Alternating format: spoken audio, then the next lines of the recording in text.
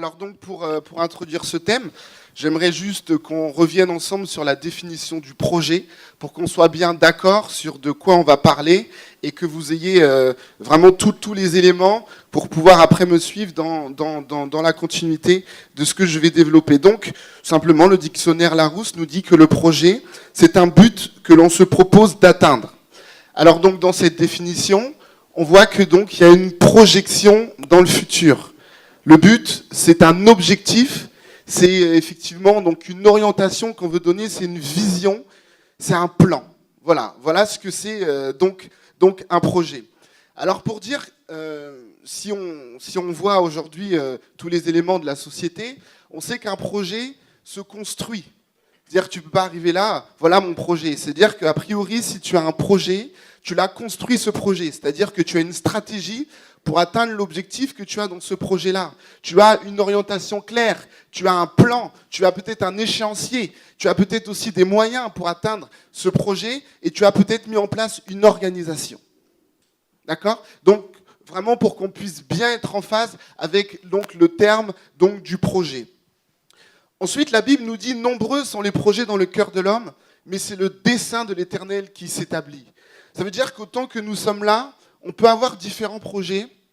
Il faut simplement veiller à ce que ces projets soient bien en cohérence avec le projet que Dieu a pour nous.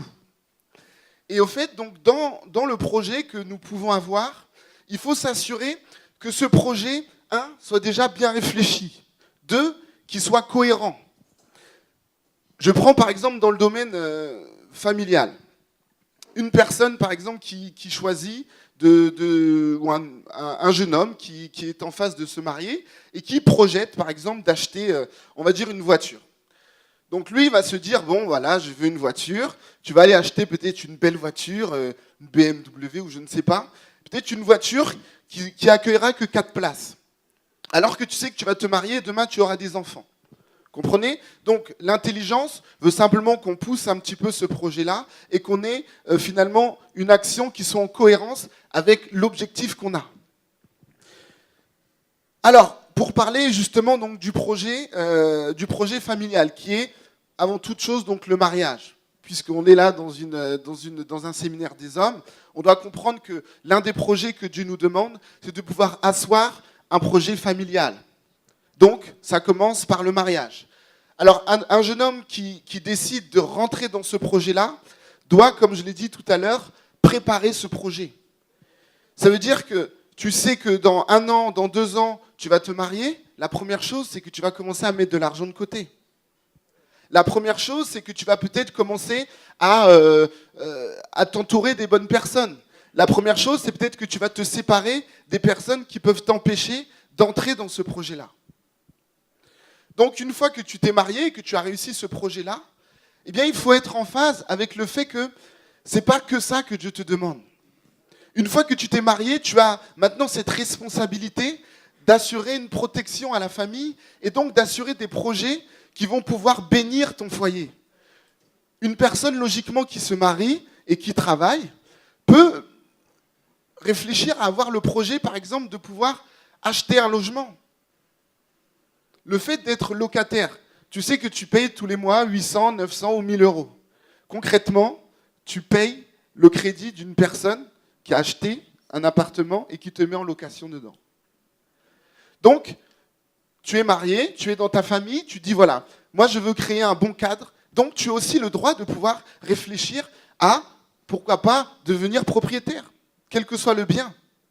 Moi je me suis marié, donc j'avais 25 ans, et quand je me suis marié, j'avais tout de suite eu le projet d'être propriétaire, parce que j'avais un loyer qui me coûtait 900 euros, et pour moi, ce n'était pas concevable que tous les mois, je donne 900 euros à quelqu'un pour rembourser son crédit. D'autant plus qu'en tant que banquier, donc c'est quand même, tu fais des crédits aux gens, et finalement, bon voilà. Donc tu t'es dit, là, c'est clair que franchement, il faut devenir propriétaire. Et alors, donc, quand j'ai eu cette réflexion, je l'ai préparé, ce projet.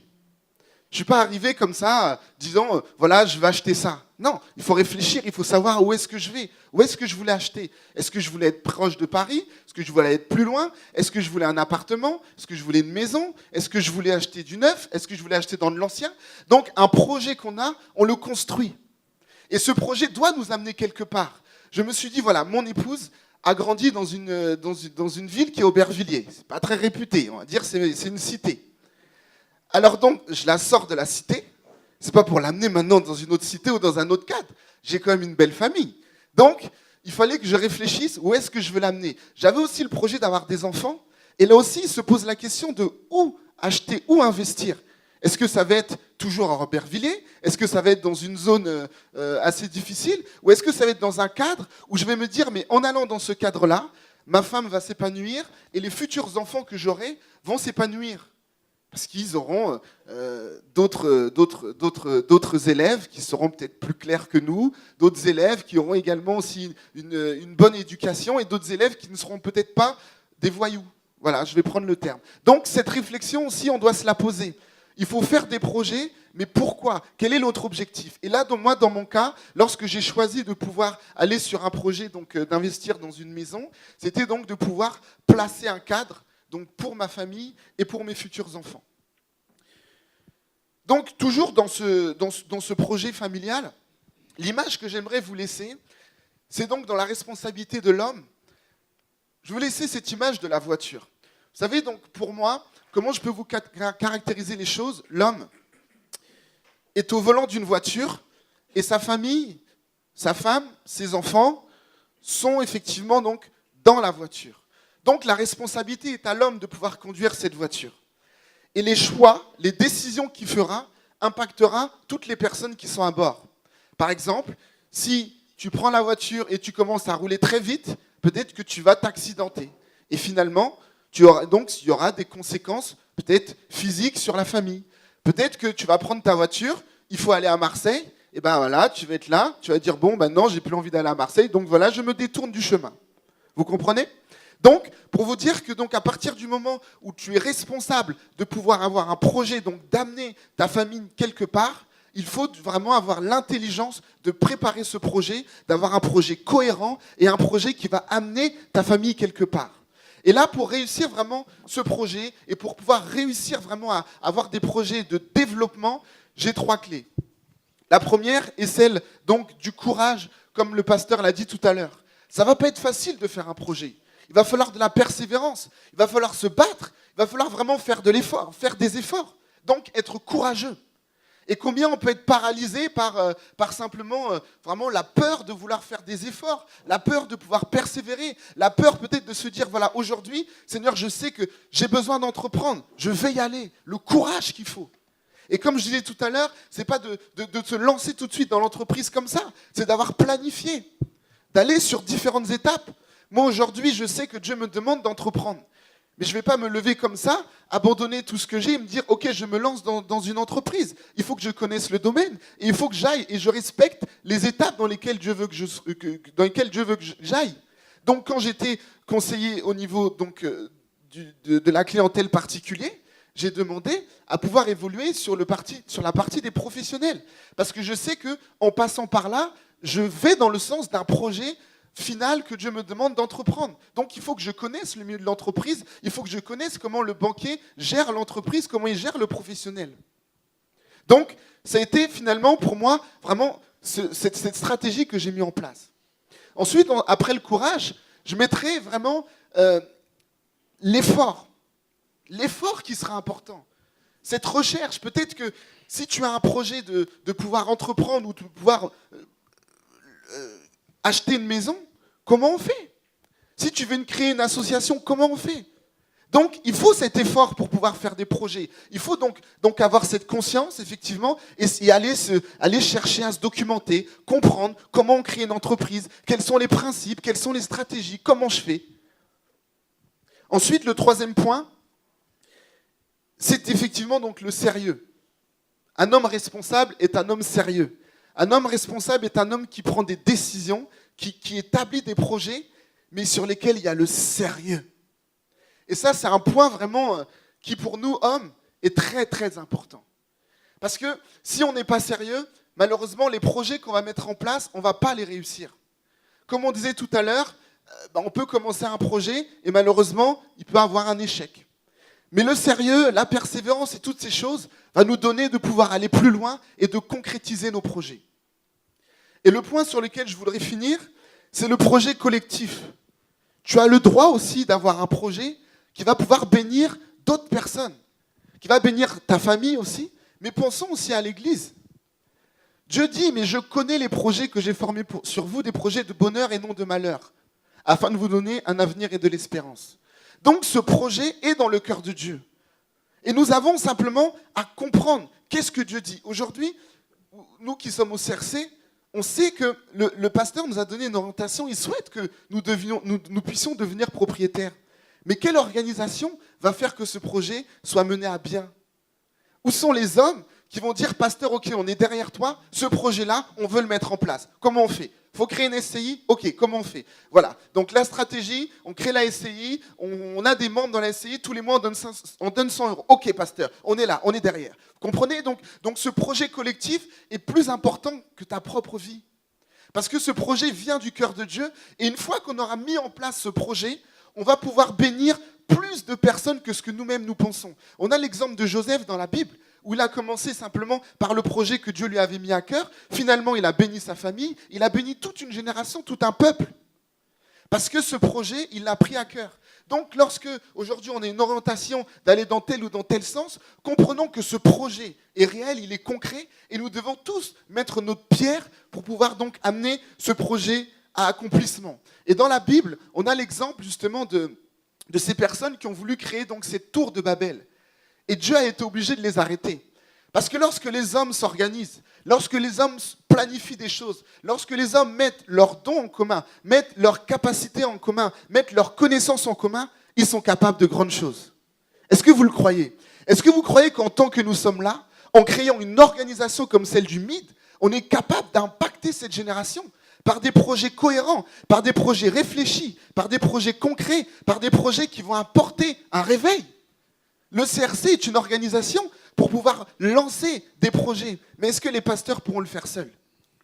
Le MID est là pour ça, pour asseoir, pour vraiment réussir à impacter. Et ces projets-là, nous devons les faire ensemble. Voilà, je vais finir sur ça. Que Dieu vous bénisse. Ce que je veux relever par rapport à ce point, c'est que tout à l'heure, vous avez vu vous-même déjà la difficulté par rapport à la capacité d'apporter des ressources au quotidien.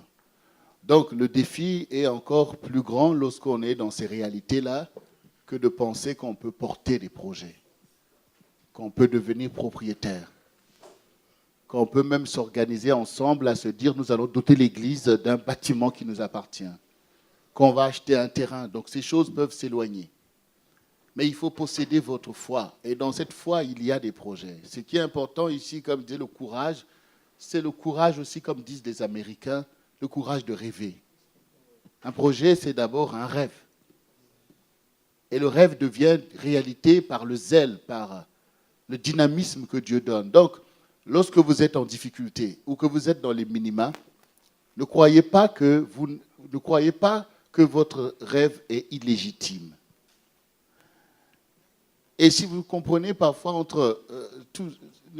comme ils étaient en train d'expliquer, que ce soit Thierry ou Régis, ne pensez pas que ceux qui possèdent des maisons sont toujours forcément des gens qui soient plus riches que vous. Voilà. Donc, ça veut dire, prenez le courage de vous informer, de vous intéresser. Dieu aussi fait des grâces. Donc, à partir d'aujourd'hui aussi, ce thème est là aussi pour qu'au sortir d'ici, que tu dises, mais oui, Seigneur, tu ne m'as rien refusé.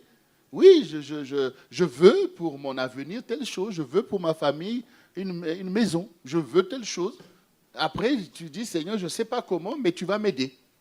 Voilà, c'est ce qui est important que nous puissions comprendre au travers de cela, parce que sinon nous risquons de croire qu'on est toujours là on est toujours là pour accompagner les autres. Et une fois que nous avons déjà cette ouverture, alors Dieu peut nous donner des instructions, peut nous positionner des personnes. Nous avons la grâce aussi d'avoir des personnes qui travaillent à la banque et qui connaissent les mécanismes, les circuits.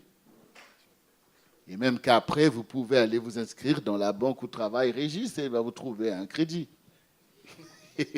Ce qui est important, c'est d'abord de porter un projet. Un homme qui est un leader ne peut pas ne pas porter un projet.